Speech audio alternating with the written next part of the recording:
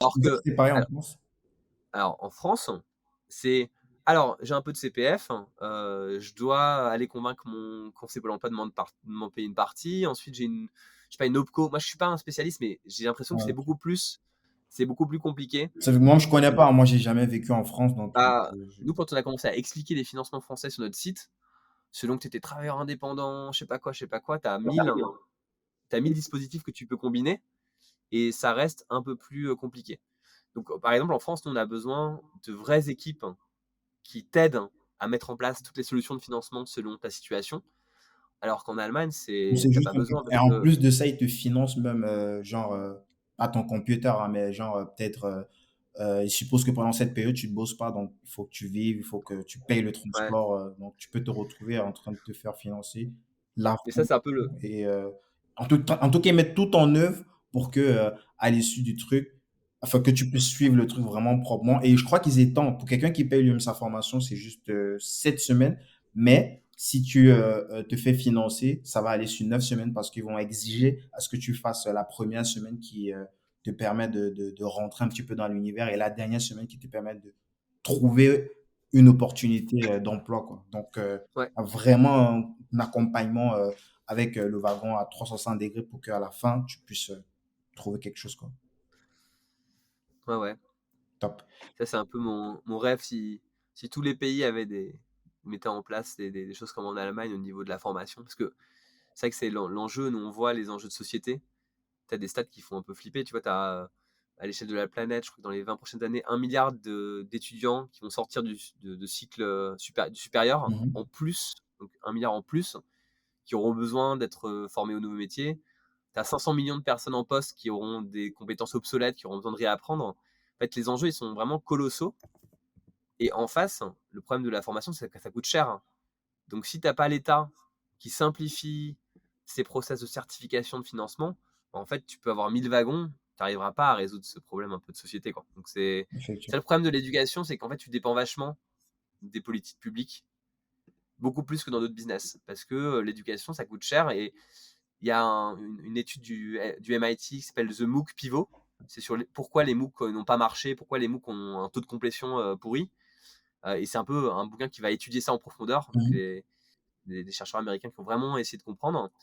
Et il y a une phrase de ce bouquin qui dit qu'en fait, l'éducation n'est pas un domaine qui peut être disrupté par la technologie. Parce qu'en fait, tu peux pas. On n'est pas dans un monde où je te branche un câble sur le cerveau et je peux t'apprendre un truc, quoi. Il y a besoin de sueur, il y a besoin de professeurs, il y a besoin, tu vois, de choses qui scalent pas bien. Pour l'instant, peut-être que, je sais pas, Ouais. on verra dans le futur, mais et du coup, ça a un coût qui est élevé. Et si tu veux que ce soit accessible au plus grand nombre, il faut que l'État joue son rôle, il faut que même maintenant les boîtes se mettent à financer des formations, tu vois, même l'entreprise, comme elles n'ont pas les bons profils qui sortent des universités, elles commencent à elles-mêmes Derrière la créer leur finance. programme de formation ou sponsoriser le wagon, des trucs comme ça. Ouais. Et donc c'est un collectif game. Donc en fait, toi, t'as pas nous, on n'a pas toutes les clés en main Mmh. pour résoudre ce problème de demain. On doit, c'est Le 500. un travail collectif avec avec les gouvernements, avec les entreprises Ouais. pour arriver Même un à domaine résoudre. régalien, j'ai la sensation parce que, justement, une population qui est, éduquée sur les métiers ou formée sur les métiers de demain, ben, c'est une population, un pays qui est plus fort, qui est plus, à même d'affronter les problèmes de demain, quoi. Bah ouais, tout à fait. Yes. Heu, j'essaye de résumer rapidement sur l'autre point. Donc, moi, aujourd'hui, si je veux lancer un truc, il faudrait que je me rapproche justement de cette institution. Tu as dit Oniris, tu as dit, si je ne me trompe pas? Honoris, ouais. Honoris Ouais. et puis et avec eux, c'est avec eux qui pourraient, potentiellement, voir, qu'est-ce qui est possible de faire, Bah, en vrai, c'est plus rapide. Enfin, ça marche mieux parce qu'ils ont déjà, tu vois, des équipes, des campus, mmh, ça facilite plein de choses, en fait. Et c'est vraiment plus efficace que il y a des marchés, je trouve, où c'est difficile de lancer tout seul, en mode ouais, bootstrap, tu vois, un wagon, parce que tu vas tout de suite te prendre des barrières ou tu vas devoir, tu vois, lancer un truc de certification, mais tu sauras pas et tu mettras trop de temps alors qu'en fait, c'est clé. Et en fait, des gens qui connaissent l'éducation, ils vont te faire gagner du temps parce que, OK, on lance le wagon, je sais pas dans ce pays-là. Hop là, on demande directement à notre équipe certification mmh, de lancer le process et tout ça, ça te fait gagner 6 mois, 1 an. Enfin, et quand tu lances ta boîte, ça fait la différence, quoi. Parce que si c'est un must have de ton business et que tu le sais pas, et que tu mets 3 mois à le découvrir et re 3 mois à te faire certifier, en fait, tu as déjà perdu un an et tu pas pu avoir un seul étudiant. Donc, tu as ces enjeux quand même de l'éducation où c'est important d'être avec des gens qui connaissent un petit peu le truc localement. C'est un gain de temps aussi. Ouais. Euh, Aujourd'hui, c'est quoi ton rôle et celui de tes associés? Bah, moi, je pense que j'ai un rôle de CEO assez classique. Euh, c'est d'un peu de redéfinir, parce que nous, là, on a un peu bougé notre vision, donc redonner de la vision à, tu vois, à 3 ans à toute la boîte pour expliquer ce qu'on essaie de construire, quels problèmes on veut résoudre, aligner j'ai toute une équipe un peu dirigeante, donc j'ai ma COO qui gère tout le réseau, donc tout le réseau des campus, de la partie vente, enfin sales admission, jusqu'à la partie carrière, placement des élèves dans des entreprises, en passant évidemment par les formations, hein, qui est le gros des opérations. Donc ça, moi, j'ai pas mal d'interactions avec ma CEO, avec ma CMO qui gère toute la partie market, brand et grosse. On a aussi un directeur sur la partie formation entreprise, sur le B2B, mon CFO, mon CTO. Donc, j'aligne un peu tout ce monde-là pour que le rôle d'un CEO, c'est que ton équipe de dirigeants soit efficace, quoi. C'est un Mhm. peu ça. T'es pas un manager, c'est pas du management. Du micromanagement, c'est Ouais, exactement. C'est plus un truc de coaching, de tout le temps essayer d'aider à ce qu'on prenne des meilleures décisions collectivement, à ce que qu'il n'y ait pas trop de friction ou d'interférence entre les gens, et du coup un peu rechallenger un peu parfois notre façon de travailler, des choses donc c'est un peu ça mon rôle. Mhm. Ça plus en interne, et après en externe, bah, là je vais à une conférence à Dubaï qui s'appelle Gitex, hein, parce qu'on est, on fait des formations avec Bain là-bas Ah. en entreprise. On fait des formations pour une initiative qui s'appelle One Million Arab Coders, qui est lancée par le chèque de Dubaï et pour former plein de codeurs là-bas. Donc, on aimerait bien que ça se concrétise et qu'on fasse vraiment des formations, parce que pour l'instant, c'est plus une opération de communication à l'état actuel. Donc, Mhm. j'y vais là-bas aussi pour Faut dire. avoir des meilleures relations, tu vois, avec les autorités publiques. Donc là, c'est plus un rôle plus de faire des confs, d'aller faire de développer le réseau. Mhm. Là, le côté relation investisseur. Et puis, il y a aussi le côté par rapport à la vision, c'est quoi nos next steps en termes de levée de fonds. Donc là, tu vois, c'est plus l'agenda aussi de levée de fonds. C'est un peu ça les trucs. Après, là, ce qui m'a beaucoup pris de temps, c'est l'intégration des 1000.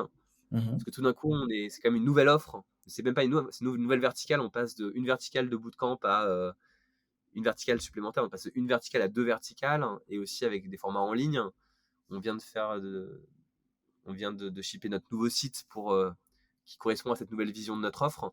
Donc ça, c'était des gros sujets un peu structurants Oui, il dans me lesquels je disait suis pas même mal. que, ils allaient passer justement sur l'outil que vous avez créé en interne pour justement donner Ouais. des Et formations. ça, évidemment, il y a plein de frictions.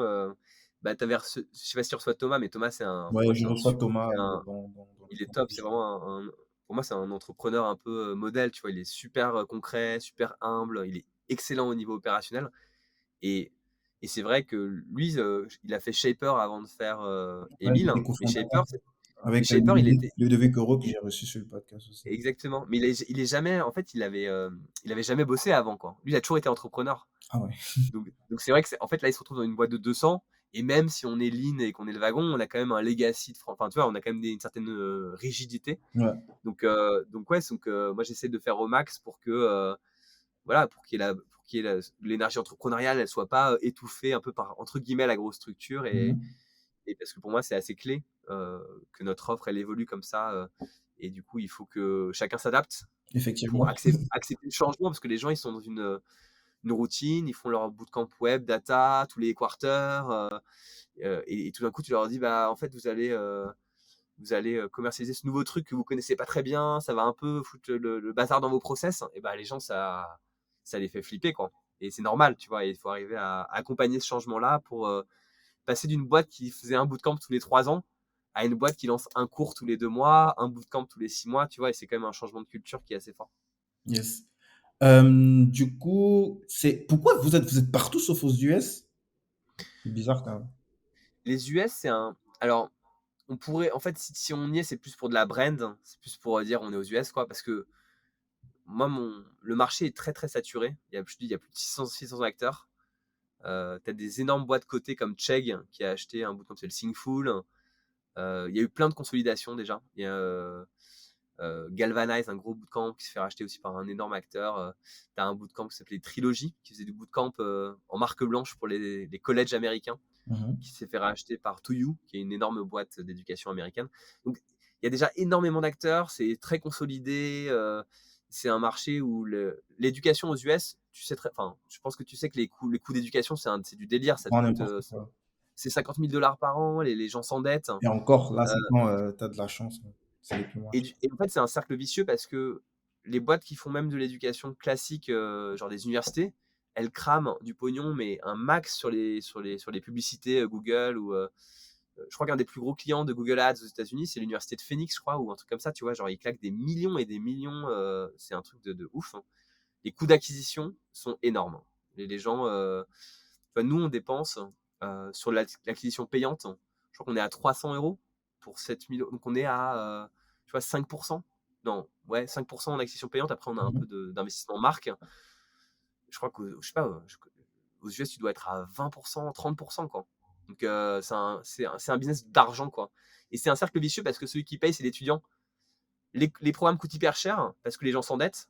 Et les programmes coûtent hyper cher parce que les mecs qui vendent les programmes font plein de pubs qui coûtent hyper cher, qui font que leurs programmes coûtent plus cher. Enfin, tu vois, c'est juste un. Je sais pas, je sais pas si on a envie de jouer ce jeu-là, tu vois. Nous, on fait ça toujours pour changer la vie des gens Ouais. et arriver comme ça, dans ce truc hyper, cette logique qui est très un peu capitaliste, je sais pas, ça. Je pense que si on y va, on peut être malin. On a nos opérations en Amérique latine, donc on peut par exemple peut-être marketer un petit peu, mais par des partenariats, pas en faisant de la pub parce que les coûts d'acquisition sont beaucoup trop chers. Euh, mais on a quand même des bootcamps qui coûtent 6 000 dollars, alors qu'aux US ça coûte 20 000 dollars. Donc je pense qu'on a quand même un produit maintenant que tout le monde fait des choses en online, qui est super super compétitif par rapport au marché américain.